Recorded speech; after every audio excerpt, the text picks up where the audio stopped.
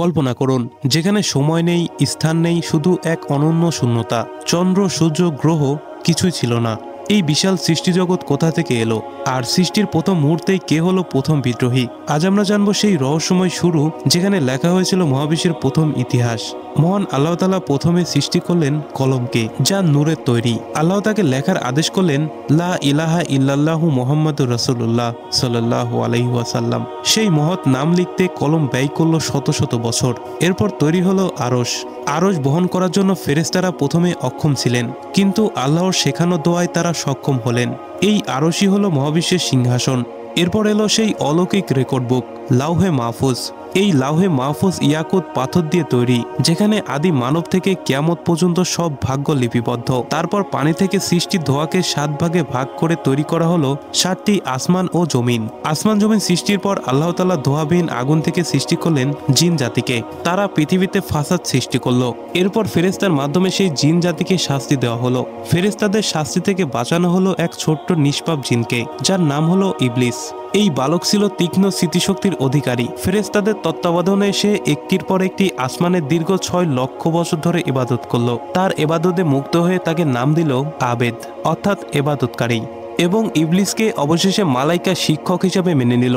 এবাদতের শিখরে পৌঁছে ইবলিস চাইল লাউহে মাহফুজ দেখতে। সেই পবিত্র ফলকে চোখ পড়তেই তার হৃদয় কেঁপে উঠল। সেখানে লেখা ছিল, আল্লাহর এক বান্দা লক্ষ বছরের এবাদতের পর অহংকারের কারণে অভিশপ্ত হবে। ইবলিস ভয়ে কেঁদে সেজদায় লুটিয়ে পড়ল। সে জানত না সে কার জন্য কাঁদছে। সে আল্লাহর কাছে দোয়া করল, আমি যেন সেই অভিশপ্ত বান্দাকে উচিত শিক্ষা দিতে পারি। ইবলিস যখন অভিশপ্ত, তখন আল্লাহ তৈরি করলেন তার শ্রেষ্ঠ সৃষ্টি, মাটির তৈরি আদম আলাইহিসসালামকে। 4 মহান ফেরেশতার মধ্যে কেবল আজরাইল আলাইহিসসালামের মাধ্যমে মাটি আনা সম্ভব হয়েছিল। এরপর হযরত আদম আলাইহিসসালামের দেহে রূহ প্রবেশ করার পর আল্লাহ সমস্ত ফেরেশতাকে তাকে সিজদা করার আদেশ দিলেন। সবাই সিজদা করলো, কিন্তু ইবলিস দাঁড়িয়ে রইল। আল্লাহ তাআলা প্রশ্ন করলেন, হে ইবলিস, কিসে তোমাকে বাধা দিল? ইবলিস উত্তর দিল, আমি আগুনের তৈরি আর সে মাটির, আমি তার চেয়ে শ্রেষ্ঠ। এই এক বাক্যে তার 6 লক্ষ বছরের ইবাদত ধ্বংস হলো। সে হয়ে গেল চির অভিশপ্ত শয়তান। অভিশাপ পাওয়ার পরও ইবলিস হার মানল না। সে আল্লাহর কাছে কিয়ামত পর্যন্ত অবকাশ এবং মানুষের রগে রগে প্রবেশ করে ধোঁকা দেওয়ার ক্ষমতা চাইল। এবং সে আল্লাহর ইজ্জতের কসম করে বলল, আমি তাদের সবাইকে পথভ্রষ্ট করব, তবে যারা খাঁটি ইমানদার।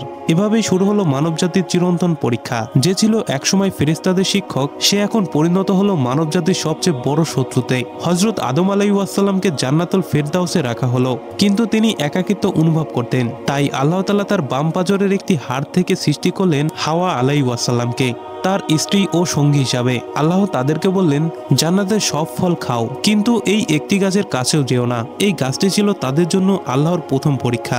এদিকে ইবলিসের প্রতিশোধের আগুন তখনও জ্বলছে। সে কৌশলে জান্নাতের ভিতরে প্রবেশ করলো এবং আদম ও হাওয়া আলাইহিসসালামের কাছে এসে ফিসফিস করে বলল, তোমাদের রব কেন এই ফল খেতে বারণ করেছেন জানো? কারণ এই ফল খেলে তোমরা ফেরেশতা হয়ে যাবে, অথবা এখানে চিরকাল থাকবে। আমি তোমাদের শুভাকাঙ্ক্ষী। ইবলিস এমন সব কসম ও মিষ্টি কথা বলল, যা তাদের বিশ্বাস করতে বাধ্য করলো। শয়তানের মিষ্টি কথায় ভুলেন আদম ও হাওয়া আলাইহিসসালাম। তারা সেই নিষিদ্ধ গাছের ফল খেলেন। ফল খাওয়ার সঙ্গে সঙ্গে তাদের জান্নাতের পোশাক খসে পড়ল। তারা লজ্জায় জান্নাতের গাছের পাতা দিয়ে নিজেদেরকে আবৃত করলেন। আল্লাহ তাদেরকে ডেকে বললেন, আমি কি তোমাদের এই গাছের কাছে যেতে নিষেধ করিনি? তারা অনুশোচনায় কেঁদে উঠলেন এবং আল্লাহর কাছে ক্ষমা চাইলেন, হে আমাদের রব, আমরা নিজেদের উপর জুলুম করেছি। অনুশোচনা সত্ত্বেও আল্লাহর আদেশ ছিল অটল। আল্লাহ তাদের আদেশ দিলেন, তোমরা জান্নাত থেকে নেমে যাও। তোমরা একে অপরের শত্রু। পৃথিবীতে তোমাদের জন্য বাসস্থান ও জীবিকা রইল এক নির্দিষ্ট কাল পর্যন্ত। হযরত আদম আলাইহিসসালাম এবং হাওয়া আলাইহিসসালাম পৃথিবীতে নেমে আসলেন, কেউ মক্কা, কেউ বা অন্য স্থানে। তারা একে অপরের থেকে বিচ্ছিন্ন হয়ে পড়লেন এবং দীর্ঘকাল ধরে কেবল কেঁদেই গেলেন। এটি ছিল মানবজাতির দীর্ঘতম বিচ্ছেদ। আদম আলাইহিসসালাম ও হাওয়া আলাইহিসসালাম পৃথিবীতে এসে দীর্ঘ 300 বছর পর আল্লাহর কাছে ক্ষমা চাইলেন সেই বিশেষ দোয়ার মাধ্যমে, রব্বানা জালামনা আনফুসানা। তাদের সেই অবিরাম প্রার্থনাগুলো কবুল হলো আরাফাতের ময়দানে, এক পবিত্র স্থানে। আল্লাহ তাদেরকে ক্ষমা করলেন এবং তাদের মিলন ঘটালেন। এটি ছিল মানবজাতির জন্য এক নতুন আশা ও মুক্তির বার্তা। ইবলিসের উত্থান ও পতন এবং আদম আলাইহিসসালামের এই কাহিনী আমাদের শেখায়, মানুষ দুর্বল, কিন্তু ক্ষমাশীল আল্লাহ আরও মহান। শয়তান সবসময় আমাদেরকে ধোঁকা দিতে প্রস্তুত। আপনিও যখন শয়তানের চাপে দুর্বল হবেন, তখন হযরত আদম আলাইহিসসালামের অনুশোচনা এবং ইবলিসের অহংকারের কথা ভাবুন। শক্তিশালী ঈমান ও আল্লাহর কাছে বিনয়ী আপনার মুক্তি। প্রিয় দর্শক, এই ছিল আজকের ভিডিও ভালো লাগলে এই ভিডিওতে একটা লাইক দিন, এই চ্যানেলটি সাবস্ক্রাইব করুন যদি আপনি এই ধরনের ভিডিও আরও দেখতে চান।